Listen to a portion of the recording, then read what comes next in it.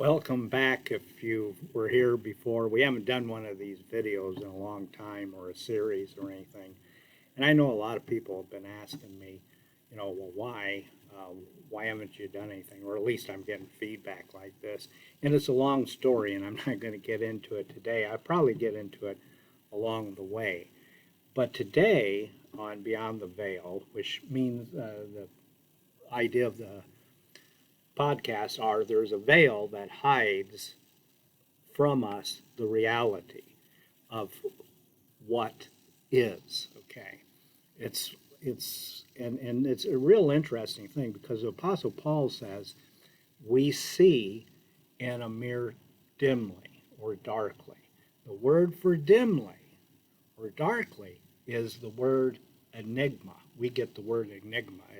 That's we get it from the Greek word that, and it means to be a riddle, something you have to figure out, something that's not apparent on the surface, but that you have to figure out.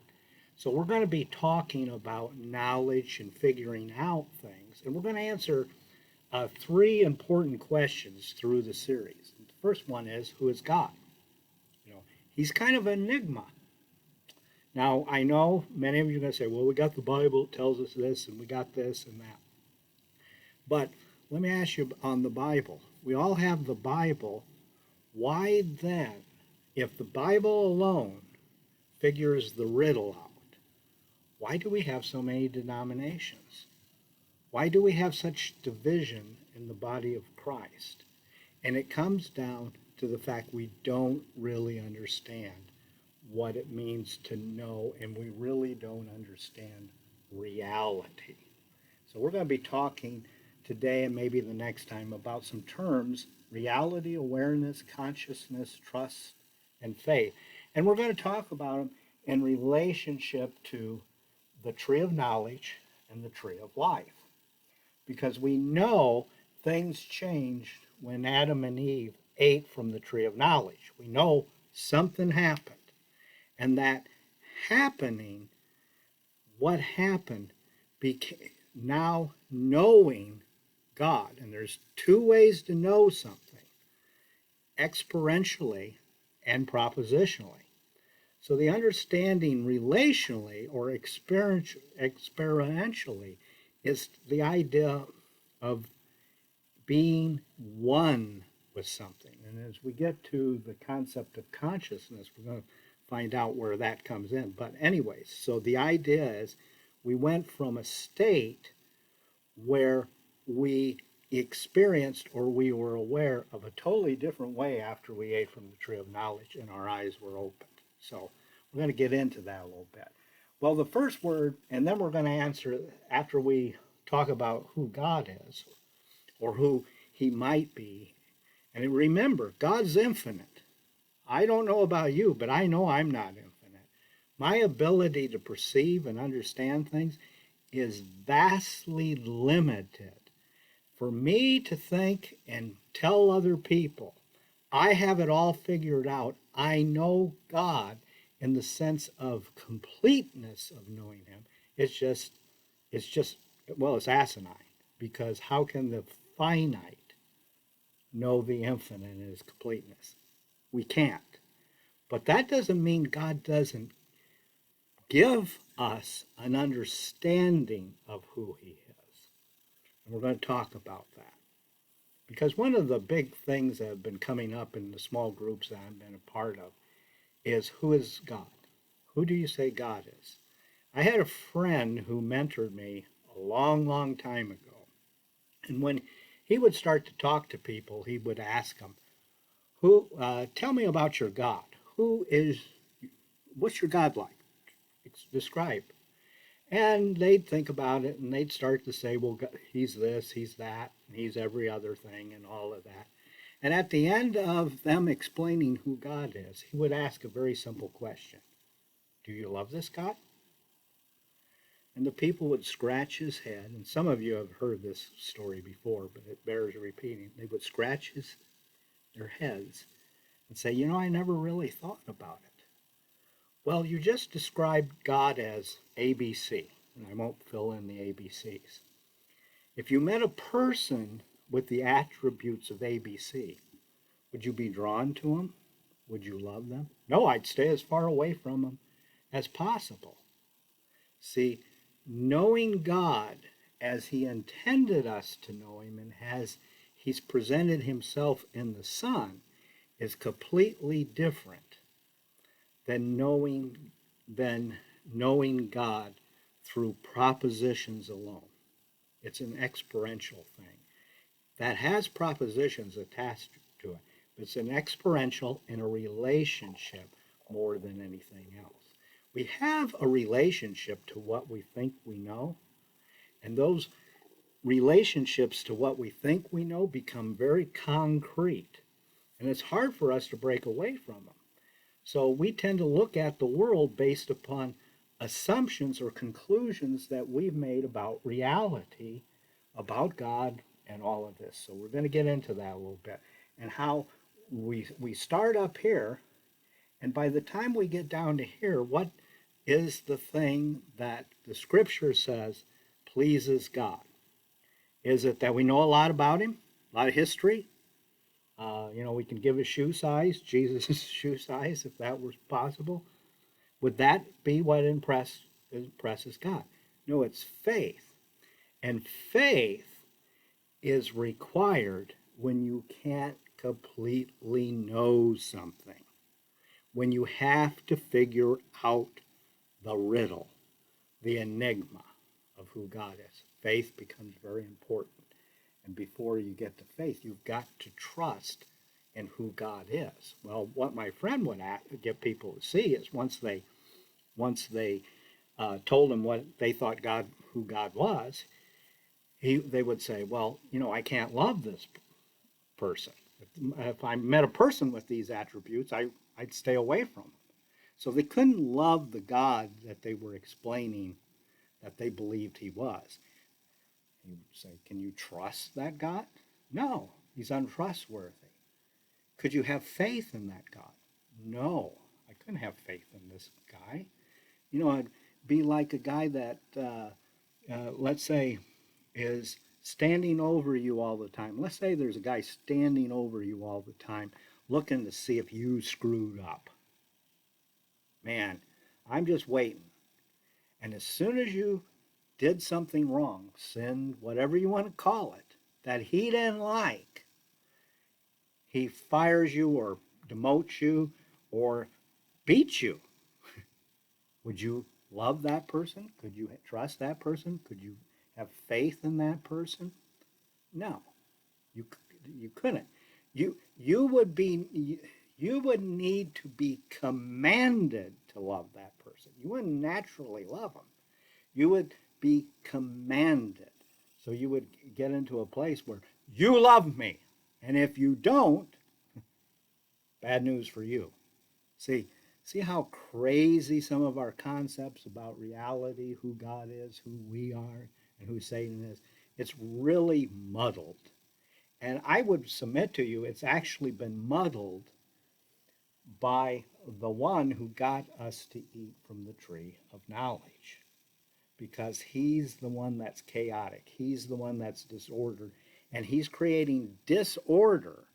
He's creating chaos. He's creating wrong thinking and a wrong person identification of the person of God, so that we really never fall in love with God.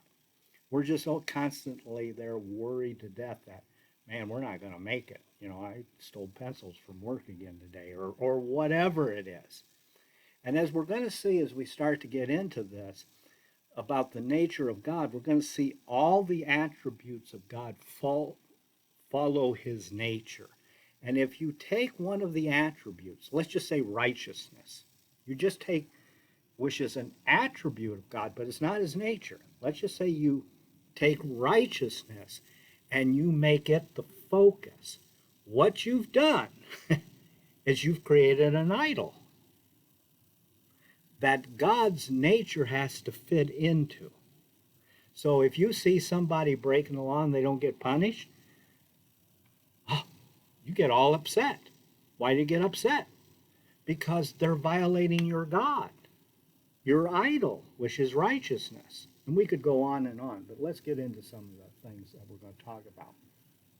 Now, I when you look at the word reality, it's we found a definition, and here's the definition: the state of things that are, rather than as they are imagined to be.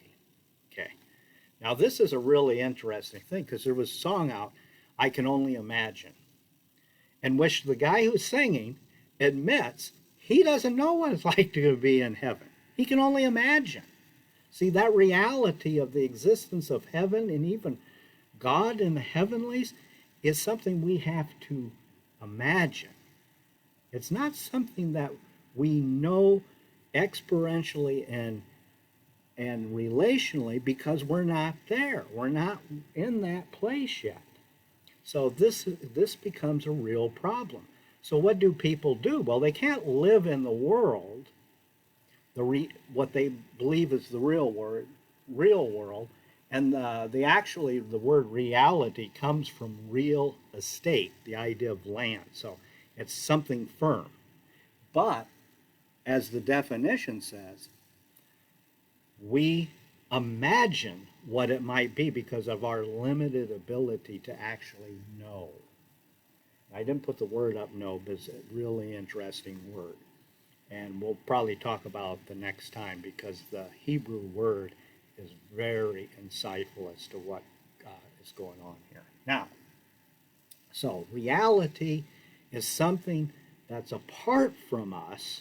We're part of reality, but because of awareness and consciousness, we kind of are aware of something we're a part of, but we're not, but we're also apart from it.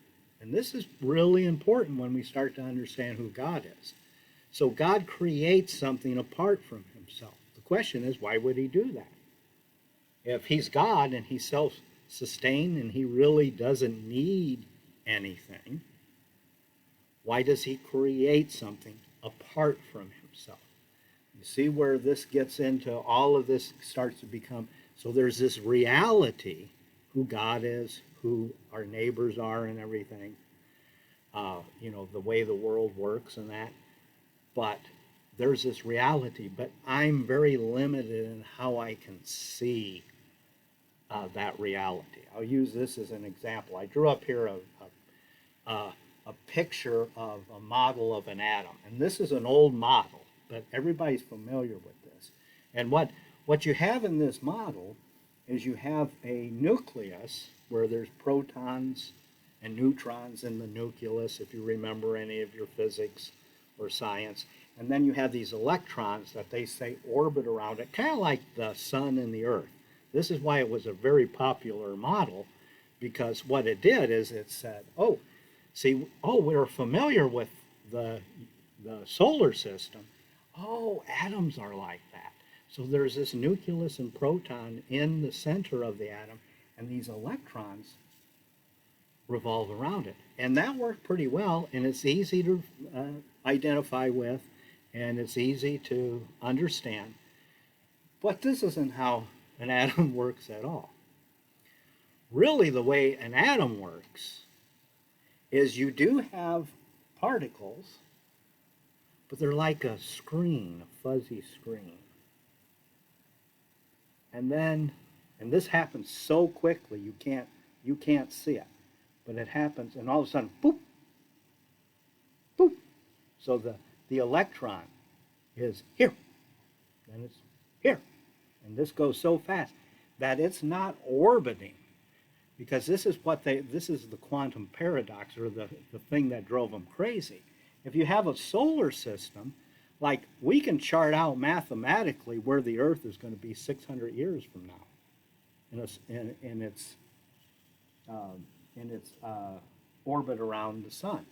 We can track, because the sun's orbiting things too, we can track where we might be mathematically. It's how we get the seasons, and we understand when fall's coming and all of that, because this is highly mathematical, this solar system, and you can track where something's going to be.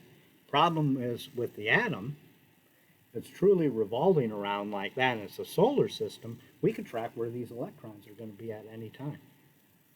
Once we find it was here, if it's orbiting, we could say, okay, it's over here now. But when they try to do that, it didn't work. They couldn't track where the electron was going to be at any point until what? They looked for it. And guess what? It was never in this. It just appeared suddenly and went away where it needed to be for the observation. So the observation was deemed to have affected the reality of the atom, where the electron's going to be, where these particles are going to be at any one period of time. And that just blew their minds. It seemed like the whole universe was random. And it's not, because as I believe it was Max Planck said, behind this projection that's going on like this is an intelligent source, and it's creating reality. That God, whatever you want to call it, I believe it's God, is creating reality as it needs to happen for us to come into an awareness and consciousness of who He is. Again, it's a riddle, it's an enigma that we have to unravel, but that's the basic thing. So here's this reality that in and of ourselves we have a hard time knowing this for sure, because as soon as we drive a stake in the ground like that, time goes on and the stake is way back there. We're here. So it's really hard to have that kind of firmness about things. But there is firmness in God, because God is the reality projecting all of what we're experiencing. And I know that creates a lot of questions. We don't have time to get into them right now. But if you have a question on that, definitely send me a text or an email, or make a comment in the thing, and I'll address it in the next video. I'll address your question, because I know this well enough. There's not any question you're going to ask me that's too hard to explain. I can guarantee you that right now. Okay, so what happens when Adam and Eve eat from this tree of knowledge? Well, now we get to the word, it's called the tree of knowledge or knowing, but here's what the word actually awareness means. Now, our English word of awareness comes from Old Germanic language, and it's guhar, probably butchering it, ga, warez, which means wary or cautious. So the idea is when they ate from the tree of the knowledge, they became aware. They became aware of something that they had no awareness of before they ate that fruit and their eyes were open. And I use this as an example. It's not the best example. If you think of a better one, definitely let me know. I can be sitting here. Now, this doesn't work right now because I'm looking at myself and I can see if somebody comes up back of me. But let's just say I can't see, I don't see myself on the screen or what's behind me, and somebody comes up and stands behind me. Okay. Do they exist in reality apart from me? Yeah. When I turn around and say, oh, it's Joe, and I become aware of somebody standing behind me, did that create Joe? See, that's the thing. Children, when they're very young, they think they're crying produces the bottle. They think that when they're not focused on the things, they go out of existence. You can ask child psychologists. This is one of the things that children have to get aware of, that they don't create reality. They become aware of things. Unfortunately, we have a lot of people in the church thinking they create reality. They create the reality that God's ordained before the foundations of the world, the shed blood before the found. They think they create that. They when they become aware of it. That up until I became aware of it, it didn't exist. We're very childlike in that way. We think um, nobody knows God until they know what I know about God. That's the way we think. That's that's childish thinking. That's no. There's a existence and a reality that's far greater than you. It's your awareness that limits your ability to understand it, creates the enigma, the riddle that you have to unravel. So now we go down to the next word, which is consciousness, which is not exactly the same thing as awareness. Consciousness is the Greek word, actually, psios is a Greek word, means to know something. Like, I know I like apples, okay, something like that. It's knowing. The con part of it is what happens with the con in front of it is you bring your knowledge together with someone else or something else. That there really is no consciousness apart from your awareness being brought together with some other awareness. This is real important in understanding God. Because, see, if you think you can become conscious and without bringing your awareness and what you believe you know in together with someone else like Jesus um, and who God says he is, then you are left in this place where you're constantly wary. You're constantly scared because, see, you got to sort all of this out. All of a sudden, there's good, there's evil, there's everything. And now I got to protect myself from evil. If I make the wrong choices, if I do this, if I do that, I'm going to be annihilated. And so that's the angst. There was no anxiety in the garden apart from when their eyes were open to the existence of good and evil that presented them a choice that they became aware of, that now they had to figure out and negotiate.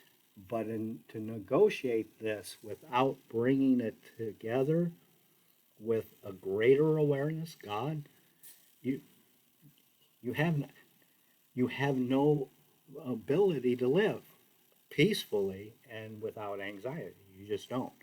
So the and people will say, well, conscience, like the little Jimmy the cricket was Pinocchio's conscience. That consciousness, in the sense that we know when something's wrong, we know when something's right, and we feel kind of like pulled. Like I used to have where I put good Donald over here, bad Donald over here, and bad Donald's whispering in my ear, steal the pencils from work, steal the pencils from work. And then the good Donald's over here, don't steal the pencils. Well, what is that? Is that God's Spirit, the Holy Spirit, speaking to us to bring us into conscience, to have an awareness of Him and what He knows with what we know. See, that's the concept here. When you take this and just make it a, a list of rules that everybody follows, you may be in union with everybody agrees with your list. You may have come together with them, but have you come together necessarily with God? And who you want to be with? A bunch of people that are like you, finite and as messed up as you are, if they be honest, that really don't understand a whole lot. And guess what? You don't have to understand a whole lot. So don't, if you're sitting there saying, I don't understand this, don't worry. I'm just showing you the mess that we put ourselves in when we came into the tree of knowledge and why it forces us to look for something simple. So here's the simple faith.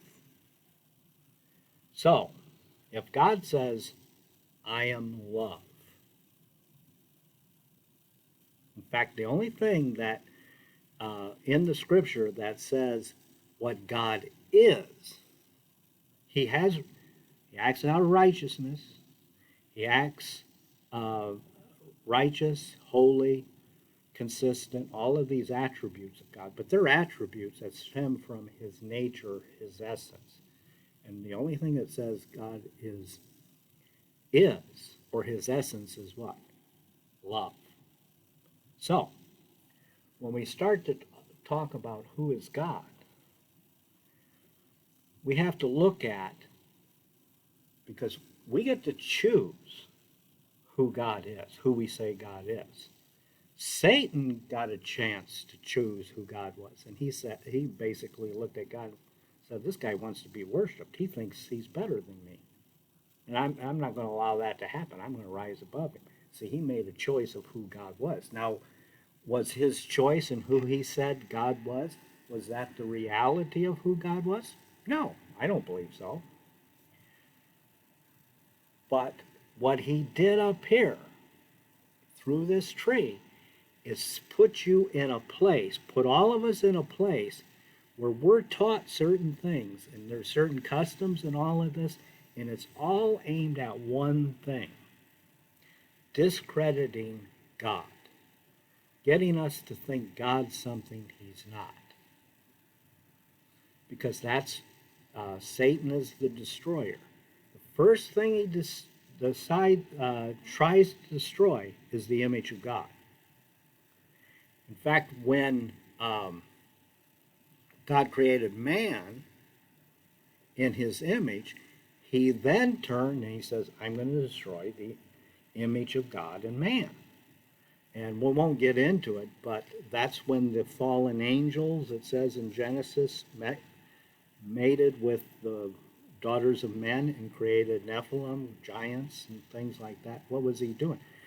They were trying to corrupt the image of man.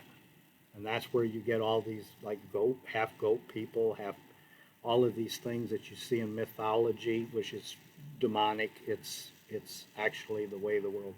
So that's Satan's goal. Satan's goal is to have you look at reality, which you can't know, perceive in its totality. So you become aware of that. I can't, I don't know. What is this right? Is this wrong? You become anxious, and then you start, your consciousness kicks in, and you're looking to join with somebody you can trust and believe in. And so what does Satan do? He tries to destroy you by getting you to see yourself as something that other than God created, and he tries to destroy God's image so you would never turn to him. You would never fall in love with him, which is ultimately what he's after, is he created you to love you. That's the only reason he created you, is to love you. He didn't create you to serve him. He didn't create you to do a lot of the things. He created you to love him. Now you'll serve him because you love him. And this gets back to what the Apostle Paul said. He said, look, I was a slave. That meant I didn't have any will to sin. But then I was set free by Jesus. And then what happened? I had a choice. And when I saw Jesus and his love, I loved him and desired him. So Paul said, I became a bondservant, which is actually a slave that's been set free, who decides to bond himself over to someone who will be his master. So that's the choice. That's the choice. But are we going to bond once free? Are we going to become a servant of someone that we don't love? No. We're going to become a servant of the one who loves us, and then we fall in love with. And this is the problem with a lot of what I call churchianity. The problem is there's a lot of doing, but there's not a whole lot of love. And then that love has many times be commanded or forced through guilt. And that's not anything of God. So that's what we're going to look at. Because I trust Jesus. I trust God, my Father, because I know He's good. That's my faith. That's my foundation. Everything that flows from that, from in me is going to be based upon that choice to see God as good, God as loving, not as a tyrant, not as any of these things that we often are led to believe He is. So that's the journey we're going to be on over the next several weeks as we look at these questions and as we start to explore this reality. Again, if you have any questions or you want anything for clarity, you can email me at atty, and my name, Philip with one L, Philip, middle initial E, Hesch, Hesch, at yahoo.com. Again, that's atty, my name, Philip E. Hesch, at yahoo.com.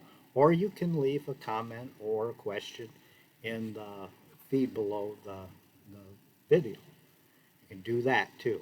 Either way. And if I get people asking questions, I'll answer them before we go into the next study.